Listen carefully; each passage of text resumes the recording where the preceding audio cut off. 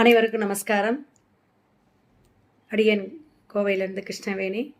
அதாவது மிதுன ராசிக்கு இந்த குரு பெயர்ச்சி பலாபலன் எப்படி இருக்கும்? உச்சம் பெற்று கடகத்துக்கு 2ஆம் இடத்துக்கு வரக்கூடிய குரு பகவான் நிறைய தனம், பணம், குடும்பத்தில் ஒற்றுமை, நிறைய விஷயங்கள் நன்மையை செய்யக்கூடிய அமைப்பை தருவார். ஏன்னா குடும்ப குருவாக உச்சம் பெற்று வருகிறார் 2ஆம் இடத்துக்கு. அப்போ நீங்கள் என்ன வழிபாடு இந்த வருஷம் எடுத்துக்கணும் அப்படின்னு பார்த்தீங்கன்னா, நிறைய குருவுடைய விஷயங்கள் நவக்கிரகத்தில் இருக்கிற குருவுக்கு நீங்கள் வழிபாடு எடுக்கலாம். வியாழக்கிழமை கொஞ்சம் இந்த நான்வெஜ் சாப்பிட்றதெல்லாம் கூட அவாய்ட் பண்ணிக்கிறது நல்லது. ஏன்னா 7ஆம் இடம் அப்படிங்கிறது உங்களுக்கு குருவுடைய இடம்தான்.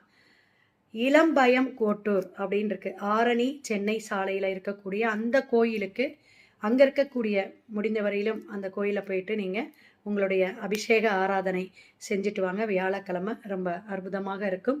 குரு நல்ல பலனை உங்களுக்கு தருவார். சிவாய நம.